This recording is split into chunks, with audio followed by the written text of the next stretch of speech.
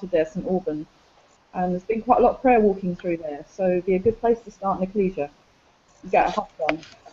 Yeah, definitely, definitely. I got a whiff of some of the history, and I've been legislating, and we've been seeing some shifts. I've been seeing like signs going up about psychic versus, psychic meetings or whatever it is, and I just keep on declaring and legislating that it's not going to happen. They need to either shut it down or move, or something needs to happen, and they've just disappeared. So God is doing something, and we're believing for even greater things. So I'm just looking. I'm just praying now for the Lord to really make clear to me who will be a part of the governing body, as it were. Because the way he put it to me was that he wanted me to set up a government in St. Albans. If you send me your email, I'll send you a link to the person who prayer walked it, because she had some insights. Okay, I put it in the chat. Okay, great. Okay. All right. Okay. Excellent. Yeah. I mean, certainly, I would really be keen to see, government established, whether that's like a city of refuge government in a region or thing, or Ekklesia government, that begins, because we have to start somewhere. I think the key is to start.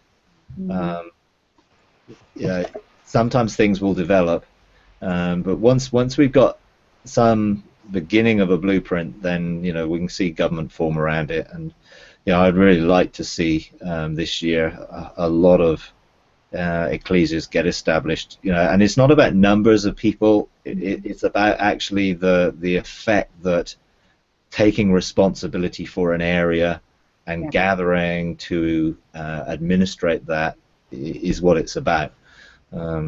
So yeah, I'm sort of quite keen. We're having a gathering here down in the southwest. We've sort of put out some invitations to people to gather in February, just to see who's interested, who's connecting, governmentally, or just who's just hearing the sound and doesn't know what the sound is. So we've sort of sent out a whole lot of invitations just to see, okay, what's going on and how we can connect people up across the region and help people to see that they're not on their own, but there's a lot of people who have got.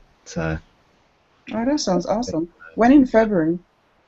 February the 13th, I think we're doing that here for the Southwest. But I would encourage, those sort of things to take place regionally.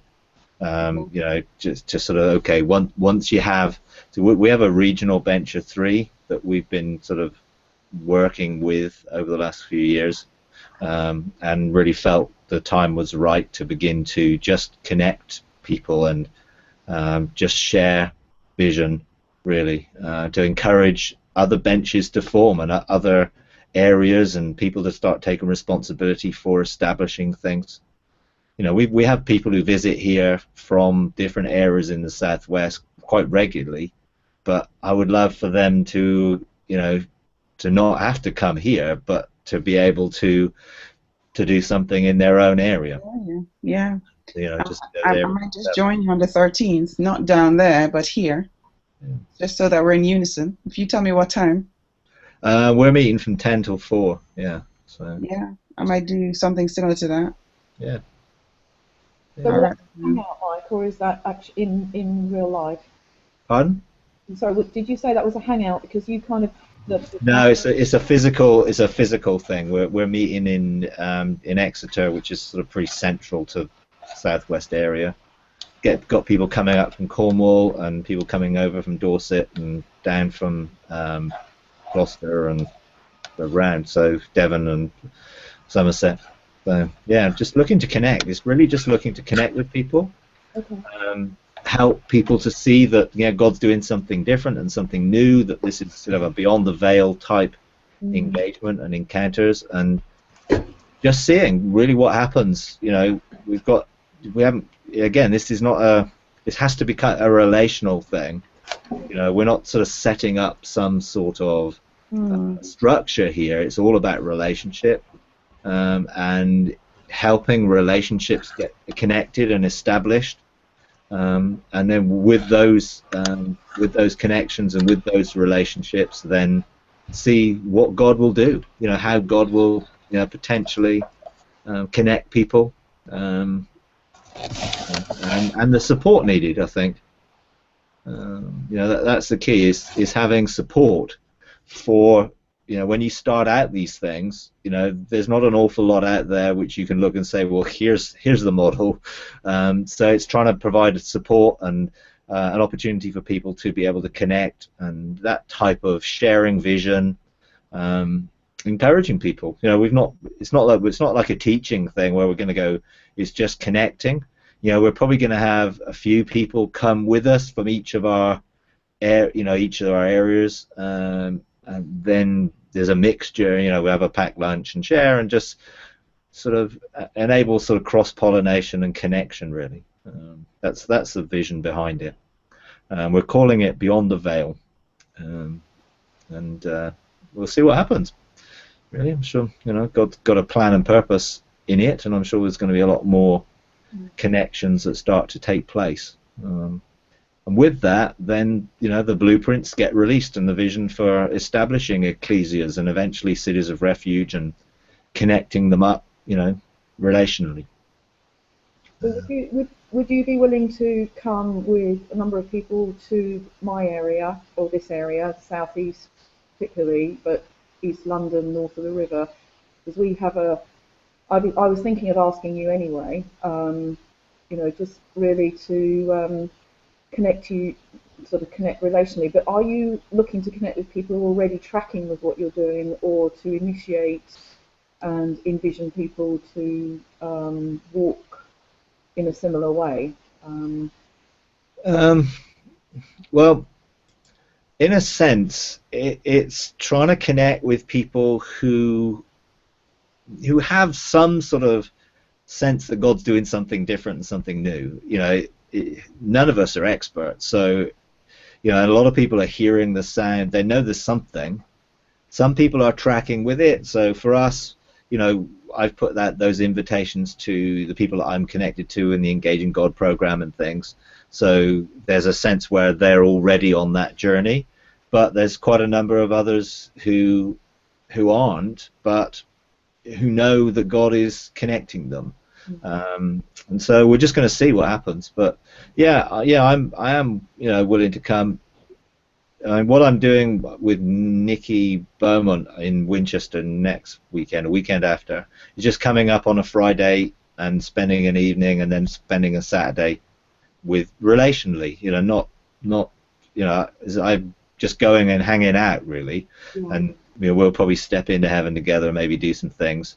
But I'm really willing to serve in that way, if I can help in any way. Okay, that's great, thank you. I'll think about it. Can I email you? Yeah, sure. Yeah, no problem. Because I do believe God is He's wanting to see government established, even just the foundations of that government. I mean, having been involved in the US, doing some things over there governmentally, just connecting again with people. It's been really great to see how those connections have continued and how they've developed, and how most of what I was doing was in the northwest, and then in the southeast. This year I'm going over there to the southwest, down in California and Phoenix. But they're connecting with each other, which is the great thing. It's nothing to do with me. I'm just trying to facilitate and connect. But people are now connecting from northeast and northwest and southeast. They're connecting up, in a sort of governmental way. There's people connecting in the northwest, and so I think God said He'd replicate that pattern. He would begin to connect people. And again, it's not about people who are experts or who are necessarily well known in an old sense, but people who are willing, to embrace God's heart and engage with Him, to legislate some of these things and begin to take responsibility for our different areas. And again, it doesn't really matter whether anyone on earth knows what we're doing or not, but it's the heavenly recognition that's important, that heaven recognizes what is governmental, and it's done in a facilitating way. I mean, setting up an ecclesia or a city of refuge, is different from operating regionally in government or even locally in government, because you are looking to facilitate, when you're operating regionally or locally, to help encourage others to establish things. Whereas obviously if you're called to establish your own city of refuge or ecclesia, then you then become the foundation around that blueprint, and then that has the bench of 7 and the bench of 12. Other things will be outwork from that, and the blueprint will be different. We have a mandate regionally. We got together and we engaged heaven for that mandate. It doesn't mean that we're going to establish something physical, but what we will be doing is looking to engage with those that are in a physical location to provide whatever support we need, and to release some of those things. We have to. What God is looking is for people to begin to legislate and call things forth, and it's the heavenly releasing of sound and vision to connect with those people that God is preparing out there, and support them. This is in no way looking to set up another old hierarchical structure. It's looking to find a relational connection with people that operates mutually for support and encouragement, and that, I think, is what God was looking to do. So I'm really looking for those connections this year, just to actually see how we can see these things facilitated and what God's doing in it in a relational way. For me, that's the key in it all. It has to be relational. I want to meet with people. I don't mind meeting them online, but it's like, whatever it is, it's meeting people face to face so that we can talk and share and catch the heart and do things together. So I'm sort of believing this year we're going to start to see some of that take place in the US, UK, Germany, other places, Canada particularly as well. And I think I know God is moving, and I think there's a shift taking place, particularly in the affairs of nations and the connections between nations, and sort of removing a lot of the, I don't know what the word is, almost jingoistic thing about a nation, because it's not about the physical. It's not about that in God's kingdom. God's kingdom is about people, not just physical location. We may be in a particular nation, and we may feel that we can take responsibility for an area, but it's more about the people that area represents, rather than just the physical locations. And I think God is going to start to remove some of the nationalistic and even some of the parochial view that we have of things, to actually see a bigger picture and see His overall purpose in something. We may live in the southwest or the southeast, and that may give us relational connection with people, but overall God wants to establish things on a kingdom basis, rather than a humanistic view or even a national view of things. I know a lot of people are very national. They sort of, we want to see this, and actually I think this is a bigger picture to that, and I think God will take us beyond that once we start to engage with Him and really catch His heart for what He's really doing. Because ultimately there are going to be no nations. We're all we're all going to come together. Ultimately, and God's kingdom is about bringing reconciliation and relationship and restoration. And originally, in the original creation, there was no separate continents. It was all one, and it was separated, and God wants to bring it back together. You know, I'm not saying necessarily that will take place physically, but I do believe it will be physical in the you know, age to come. But certainly spiritually, the boundaries are going to shift, and I think we're going to start to see a removal of the barriers of the sea, because it's the sea that separates us, and the sea biblically always represents the nations rather than the nation, and the land always represents the kingdom. And so God wants there to be one kingdom, not separated by our tribes, tongues, and clans and all those things. Even though, yes, there's an aspect that we are different and we have different relational and different gifts, but to see the bigger picture is we're responsible for the planet and for the solar system and for our galaxy and for this created order, whichever it is. And that's way beyond, you know, looking at one small area once we really start to see God's overall purposes. So, yeah, I think we're going to start to see a lot of change this year in terms of mindsets and belief systems, and yeah, hopefully we'll start to see people connecting. Yeah, it's interesting, isn't it? Because there's a double level going on in our area. We have a regional, local thing that would have a different blueprint to the founding of a city of refuge and Ekklesia, as you were saying, going back to that. And, you know, I mean, I'm trying to connect across the geographical region of the southeast down to the south coast and up to Cambridge and, you know, Christine in St Albans, if that's possible, and just try and facilitate relationships with people where it's possible, where people are moving forward into recognising that God is doing a new thing. And yet there's also a local expression of people recognising that God is doing a new thing, which is more, as you say, has a different, that's quite helpful what you said about having different blueprints and clarifying it, because my relationships go quite wide to people like Nikki and up to others, to Leona in Cambridge and other people, and sometimes it can be a bit confusing if you're, you know, you don't know why God's linking you with people, but you make the effort.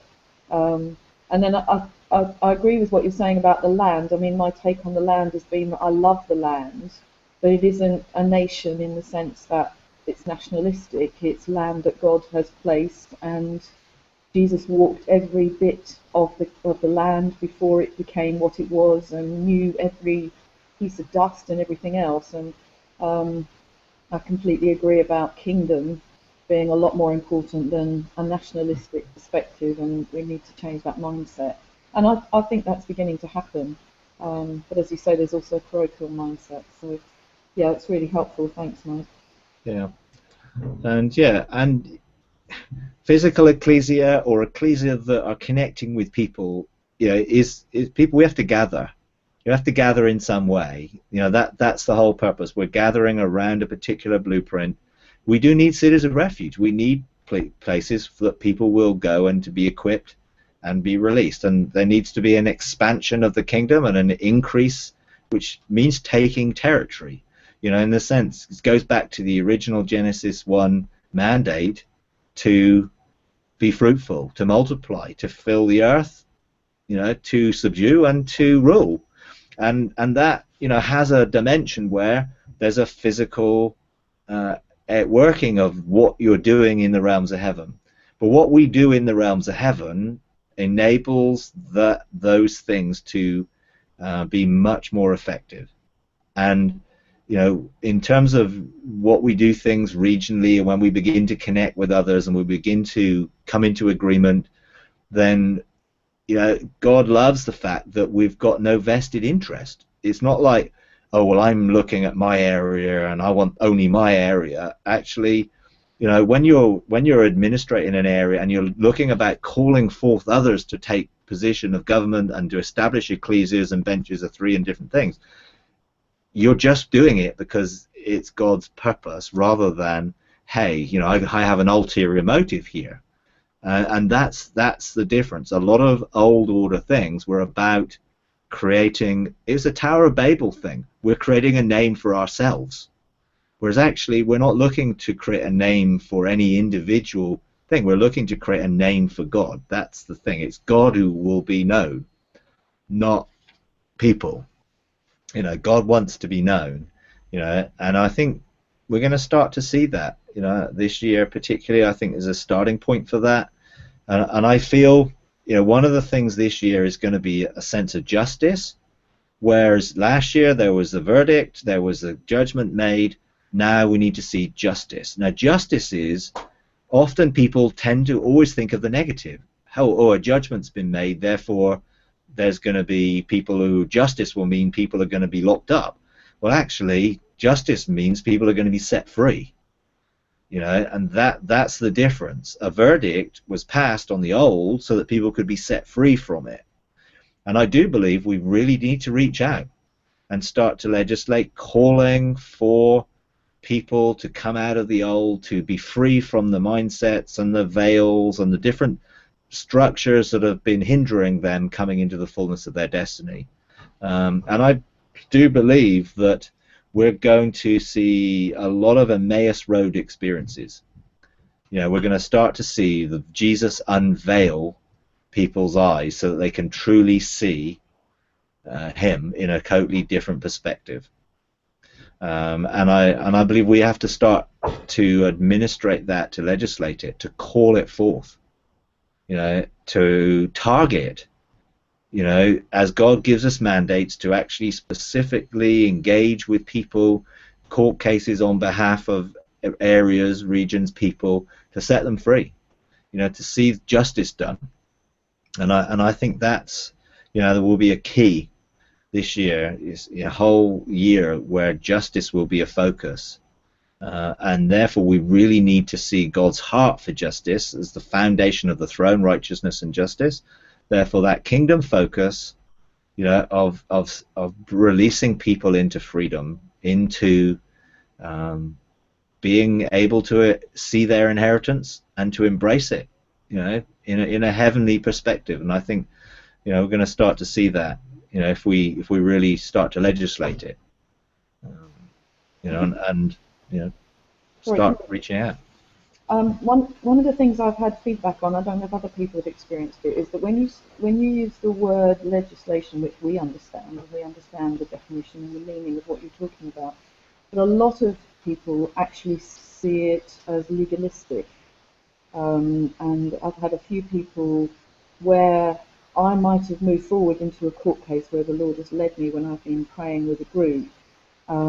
People have been hesitant to engage with it because they've thought it's based on legalism, and it's really difficult to get across the difference between the two.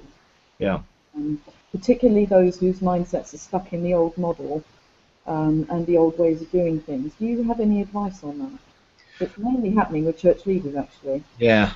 I think it's a lot of these things. Semantics are really difficult when it comes to people's understanding, and people assume when they hear something that it means that. I mean, legislation and legal are two totally different words. Yes, there's a connection, but you effectively, what my encouragement would be is always bring it back to the kingdom. How does God administrate his kingdom? Does he have legislation in place? Well, yeah, absolutely he does. He has things in place. Does he have legislation in place that enables the whole of the created order to function? Yeah. Now, do we see that as negative? No, I don't see the laws of generally the laws that keep us on the planet so we don't fly off gravity and other things as negative. They're just legislation in place. They're not laws such as legalism in a religious system place, and I think that's the key in this. And I think helping people to understand the nature of God's relationship with us from the perspective of a mindset which is about bringing us into freedom. See, the negative aspect of when people think of legislation of laws is, oh, that stops us doing something. whereas the majority of laws and legislation actually gives us the right to do something. So it's the positive rights rather than the negative no's, you know. And I think that's what we've got to try and get people to see. Legislation is to bring people into freedom and to help them receive what their rights are, not to stop them. Yes, and I think people look at, okay, the 10 Commandments, oh, there are 10 things we shouldn't do, and they totally misinterpret God's perspective on it in an understanding from a Hebrew perspective that he was helping a whole group of slaves who've lived for 430 years with a heritage of slavery to become human and to live with a new, completely different system. So when he was saying you shall not steal, he was saying people have got no right any longer to come and take away your stuff because you're slaves. You know, it's a totally different mindset and understanding that. And I think helping sort of people to see the positive and therefore always reflecting on the positive aspect of it. We're looking to legislate so that people can come into their inheritance. They can receive what belongs to them in God. The kingdom is all about actually administrating that. And I think the old mindsets and people get caught up into judgment being negative, and therefore everything legislatively is all negative because it's all about stopping things. We've got to try and see this is about love, and everything in the kingdom operates out of love, and God's love is that would people come into the fullness of love, joy, and peace and wholeness in it. It's just someone has to administrate the things that God is wanting to put in place. And in sense, you know, if you would see that from a leadership perspective, current leadership perspective, and help people to see that if we are leading from a foundational position and we're releasing things and releasing people to experience things themselves, then we've got to try and get the existing leadership structures to see there's a huge difference in imposing legislation and releasing legislation that people can embrace and receive that frees them. We don't put in legislation that says you must. We put in legislation that says you have the right to. And that's how it's different, you know. And when we're doing that, it's all about bringing people into freedom, not putting them under bondage. And God didn't, you know, the structure of the law in the Old Testament was never to put people under bondage. It was the religious traditions of men that reinterpreted what God was trying to do in a marriage relationship with them and produced all these extra things that was the problem. And also the problem was they rejected personal relationship with God on the basis of mediatorial structure. That was never God's intention, and it isn't his intention. So we've got to make sure that we don't have mediatorial structure in place when we're using any form of legislation. And that's why we've got to see that it's not a copy of heaven, it's a reflection of heaven, which is an inverse. And some of those things, you know, if you're sort of working with leaders, it's really dialoguing to try and get out what they see of leadership and government and kingdom, to try and help that there's a different perspective, and that different perspective you know, operates from a completely different mindset, you know. Yeah, and when you really see the relationship that God is calling us into and his intention all along for that relationship, and we're now in a new covenant where all the promises of that, the old covenants that he made, are now fulfilled in a new covenant which Jesus made, that forms the basis of a completely different understanding. You know, because God did make covenants with Abraham and with Moses and children of Israel and with David. You know, whereas for us, Jesus made the covenant, and we're participating in that covenant in Christ because we're in Him. It can't be broken. You know, they continually broke the covenant in the old, under the old order, continually broke it. Whereas the new covenant can't be broken, and again, it sets a different foundation to how we now enjoy our relationship with God. God always intended it to be that way, but people operated differently, unfortunately, and misinterpreted and set it up as a series of laws that you had to operate in or else, rather than here's an opportunity to live in a totally different dimension of relationship with God, which will bring you into freedom. Well, they protected that freedom with religious tradition through mediators, and now we don't have to have mediators, and that's why under the new covenant we have to resist mediation as much as we can in that mediatorial thing. It's just not God's desire that anyone has to go through anybody else to hear Him, experience Him, engage Him, or anything else. So, yeah. Thanks, Mike. Okay.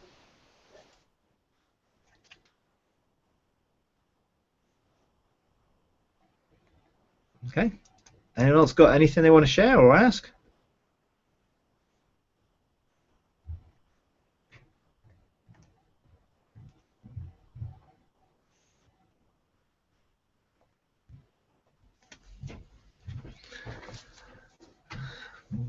Everyone's gone quiet now.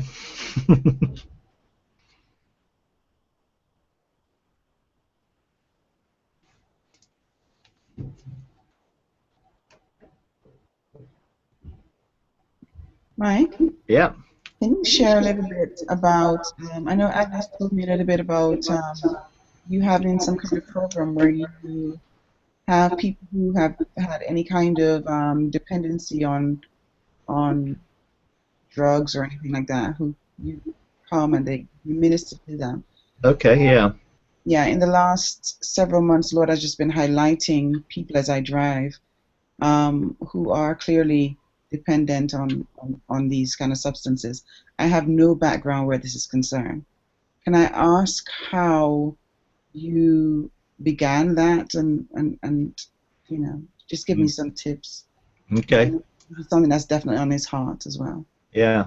I mean, for us, this goes back a long time in terms of, you know, our DNA as a church, as blueprint, if you like. In 1995-6, I think it was, God spoke to us about being here for the community. And on a Sunday morning, we were encouraged by God to hold hands, to look at each other, and then to turn around and prophesy to the community, we are here for you. Well, that facilitated about 50% of the church at the time leaving, because actually they weren't up for being there for the community, they were there for themselves. So they were there for what they could get out of the experiences of encountering God in worship or whatever.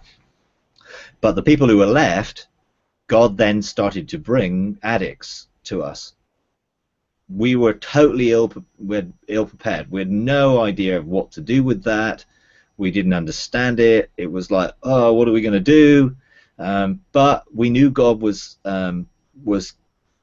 doing this because of what He called us to do. And that was our particular area to reach out, to engage with people who were disadvantaged in that particular way at that time. And we had people, someone came and prophesied that we were going to be a Heineken church, and a sort of a beer thing that would reach the parts that others wouldn't reach. And it was like, okay, God was saying you're going to reach people that others don't want to reach. So we took it seriously, and we looked to find out who could help us. And we got in touch with Teen Challenge, and they came down and gave us some training. We got in touch with Life for the World Trust. They gave us some training. You know, we really looked to how do we help. We then got in touch with Overcomers, which was a Christian 12-step program, and we learned how to do that. And so we, Life for the World, I'm not sure whether it still exists. I think it does. It was an organization, Teen Challenge, yeah. And we got training, and we learned how to engage people. And that's what we did. We did that with individuals as God brought them across our path. And of course, once you reach some, then others sort of make connection. We then God's challenged us to become more based in the community. At that point, we didn't have a building. We met in schools. We met from house to house. But he said, right, I want you to get a community facility that's going to be there primarily for those who are outside rather than those who are inside. So we did. We got a building. We started a soup kitchen. We then started a day center. We then outgrew that. We got another building, which is where we are now. In the process of engaging that, we connected with a lot of people, and we then began to look at how we can help people residentially, because most of the people we were connecting to either had become homeless or were in very bad accommodation, and that was not helping with their lifestyle. So we looked then to engage, and I connected with an existing setup which needed essentially leadership and direction, and got involved, and we then adopted that, which became Freedom Communities, which is now integrated with our freedom social projects into one organization called Freedom Community Alliance. And so now we run 5 or 6 houses, move on accommodation. We have a farm which runs as a therapeutic community, which is a self-help, accountable community which is operates under therapeutic things. So it looks to deal with the reasons why someone's in their situation rather than just trying to remove them from it, looking to deal with the roots. And we have a lot of concepts that we use to help people identify that. So they then become part of, they engage in church, come on Sundays, engage with God. A lot of them get saved. As a result of that, we help them move on and become reintegrated into normal life. So there's a whole sort of process around that in which that's our blueprint. So our blueprint was very clearly to reach out to people in that way. Not everyone's is, in a sense. We all have to engage people, but we need to engage people the way God's calling us to do it. For us, it was always to reach out to the disadvantaged and to help them. So yeah, we have a lot of things going on a daily basis here that help support people. We then connect them into rehabilitation. We've got probation based here. We work with the local drug services. We work with the local council. We provide accommodation. We provide support for accommodation. Basically, starting from one soup kitchen once a month to a weekly soup kitchen to a 3-day-a-week drop-in center to now a 5-day-a-week day center with Therapeutic Community, with meaningful work and opportunities for volunteering. We run social businesses that help get people back into the routines of daily life and work. And so we've developed a lot, out of a very simple step of obedience, which a lot of people didn't like because basically they were selfish. I got to be honest. We had a lot of manifestations of the Spirit in our early days. We were birthed out of, that type of engagement with God, and people just wanted experience and didn't want the responsibility to demonstrate the love of God in a practical way. And when God challenged us to do that, half of them decided that that wasn't for them. So it's been a challenge, to, it's not an easy environment working with people who, have distractions. At times, we've had a women's project as well as a men's project. At the moment, we've not got that, but we would certainly like to be able to re-engage with women in the future. But just seeking to, each step of the way to develop more and more. Housing is a big issue down here for us. And we're looking to take on more houses. We've worked with Green Pastures, who's a Christian organization that in the north, who partnered with us down here. They bought us a house.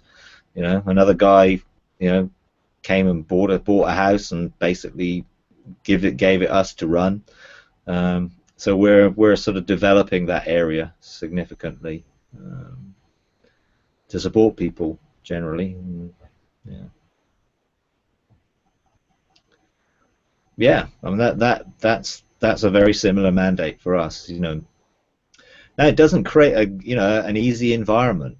We don't have a large group of people as an Ekklesia because it's not a comfortable environment. You can come and sit in a pew and not be involved. If you want to be part of what we're doing, your destiny is going to be outworked. So it's helping people find how they can outwork their destiny in relationship with us. So yeah, it's not someone can come and just sit comfortably in the pew and do their bit. God challenges people who are here to change, to be transformed, and to outwork that into their personal lives. And we're all responsible for being light and being good news and demonstrating good news. For us, it was definitely towards those who couldn't give back. And we've seen a lot of people, maintain drug-free lives, but also, change their lives completely. We're wanting to see a lot more. We have probably 70 or 80 people who come every day. We feed them, we give them showers, we look to meet their practical needs, help them in any way. But we're doing that really because we really want to engage their spiritual lives. At the end of the day, it's great giving someone a home, but we want to help them find wholeness. So we have a motive in doing it, demonstrating the love of God so that they'll find the God who loves them. And we're very open about that because, that's our heart. We want people to meet God. And I believe once we have things in place to be able to help those people come through into relationship with God in a new way, then I think we're going to start to see more and more people begin to have an experiential encounter with God and then follow that through.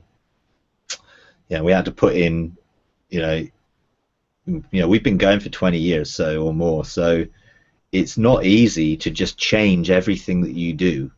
You have to continually renew the way you do things, and particularly as we've sort of engaged heaven and doing things from a heavenly perspective, you have to change everything. How you do things. Well, you can't just do that overnight. So we're in place of putting in a fresh start course for people who come from other churches or who are born again and need to encounter God in a fresh way. That's experiential. Everything that we're looking to do becomes experiential rather than theoretical. And that's remains a change in mindset, a change in how you do things. It's like, when people ask me, we had a couple here yesterday who really needed to hear from God what God was saying. Well, I could prophesy over them. I could have told them what God was saying, but I wouldn't, because I'm not going to be a mediator. So I encourage them to step into heaven together.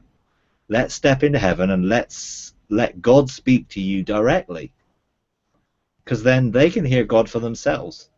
Well, you sort of have to, change a lot of how you used to do things to reflect a new way, and that takes time. It doesn't, if you're establishing something for new, then you have the opportunity of putting all those things in place in the beginning, which is ideal, because you can take the time to establish the foundation and then begin to grow and outwork it from that perspective. And it's been great working with some, churches, and helping to establish churches who are doing that from scratch. But other churches are transitioning, from old to new, and it's not easy, but it is possible if you're willing to spend the time and to see it as a journey and follow that journey. So we're open to receive referrals from people, so if you know people who need help, you can certainly refer them. We have a website, which Freedom Community Alliance website, which will give you application forms you can download. So you can come and visit and see what we do, and talk to those if you have a similar mandate. We look to help encourage people. We don't want to reinvent the wheel, so we have procedures and policies for everything under the sun. And if you need those type of things when you establish something along a new order, then we can help with those things. We can help people learn from our mistakes. It's taken us a long time to get here, and we made loads of mistakes along the way. And when you come, you talk to people, and you find that some of that, you get the sort of the real story of this. You look now and think, well, this is great, but actually it was a long journey getting here, and we had to go through a lot of change and transformation over that time, and it's not been easy, but we're still moving forward with that. Yeah. Wow. Thank you so much. Okay. I'm coming down.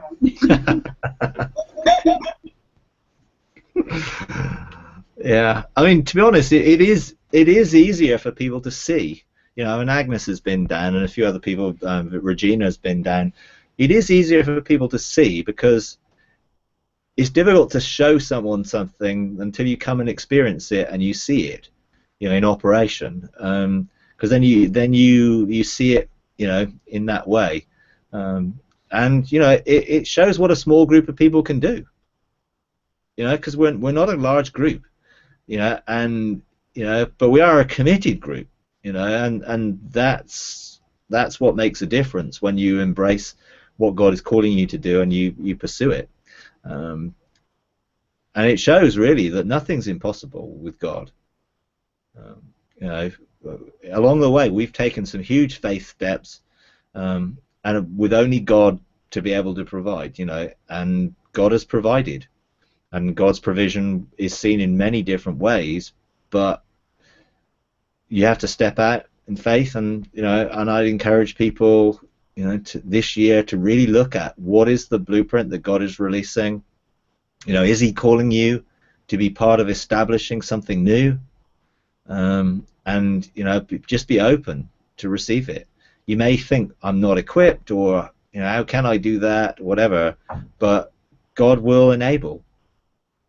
When I moved up here to start the church here, I'd only ever preached 3 sermons in my life in a church setting.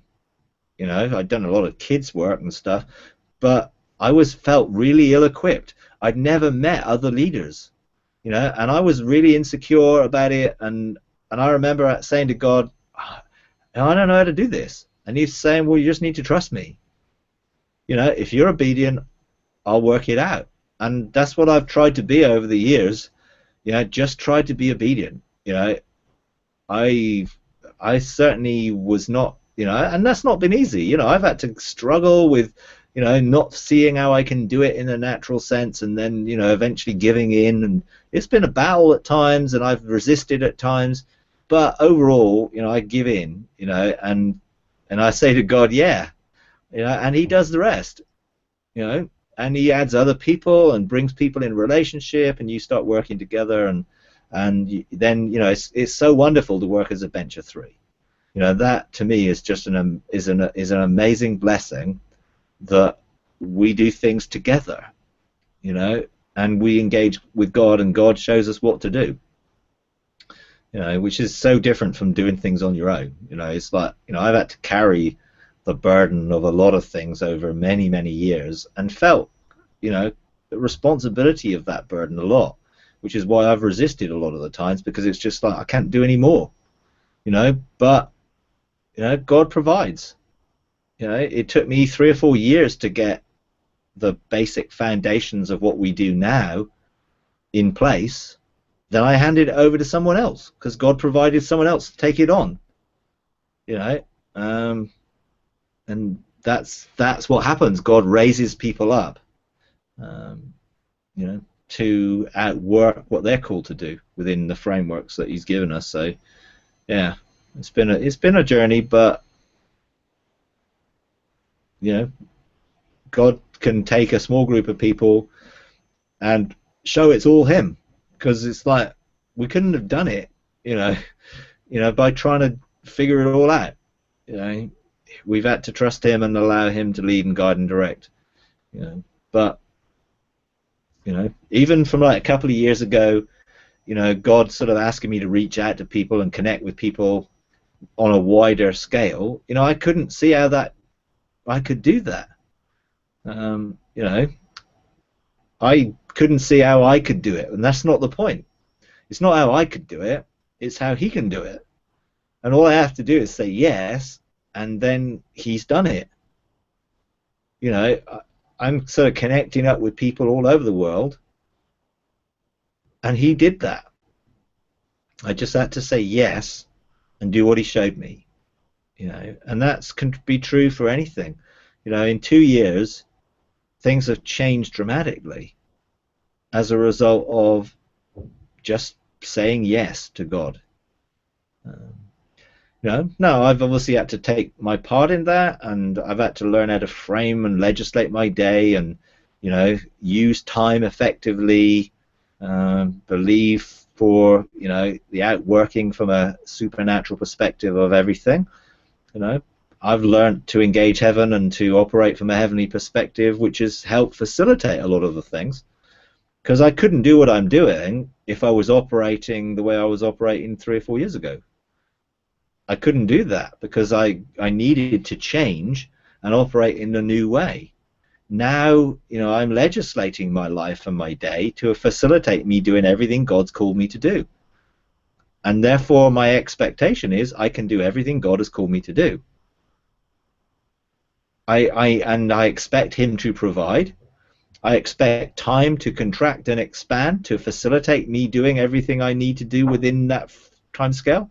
So if God gives me a mandate for today, time will fit that mandate, and I will be able to do it.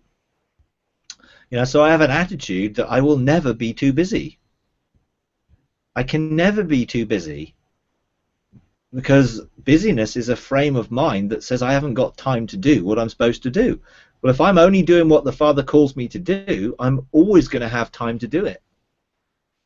You know, I may need to, you know, look at what I do and prioritize my life and my time, but reality is each day I legislate and frame the day from an eternal perspective, and I will have enough resources to be able to do everything I'm called to do.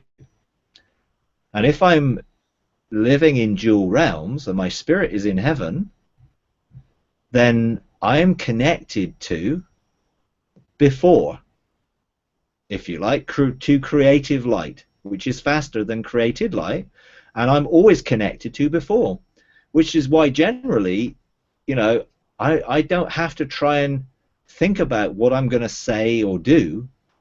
It's already available. My spirit is already prepared it.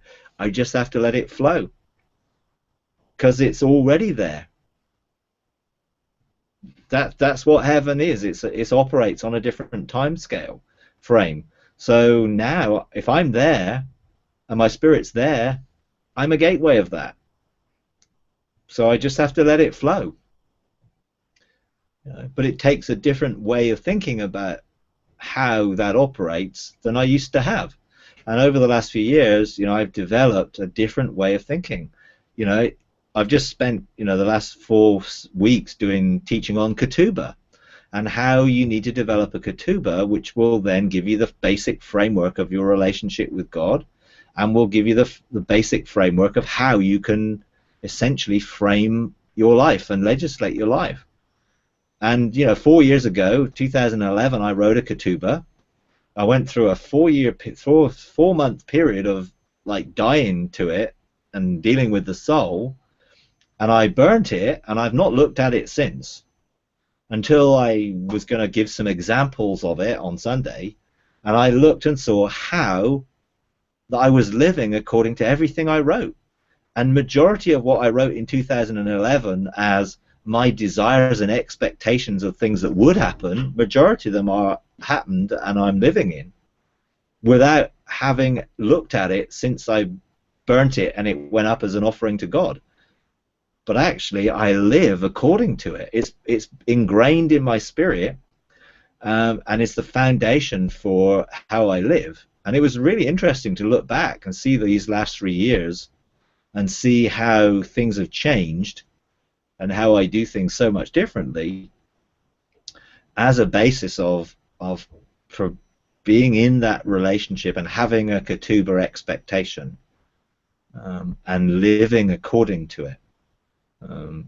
So I would encourage everyone to produce a Ketubah, a marriage contract in God, and use that as the foundation for how you live and how you frame your life and how your relationship with God operates. Because faith is the substance or the evidence of the things we hope for, and that Ketubah forms the basis of our hopes and expectations of God. And it's a really powerful thing to have, and to operate with. So I'd encourage everyone to have a go at that.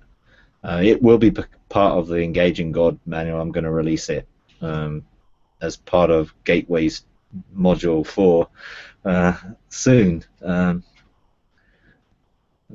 Just need to get the resources that go with it, and I'll release it so people can do it. Because I know there's teaching on the Ketubah out there, and there's some really good stuff by Shane Willard, who, majority of what Ian Clayton teaches is a direct word for word Shane Willard teaching. Oh yeah. And I wouldn't bother going through the middleman. I'd go back and look at the original, because I did and found, hey, yeah, this is really, really helpful in understanding our relationship, the marriage contract, and everything else.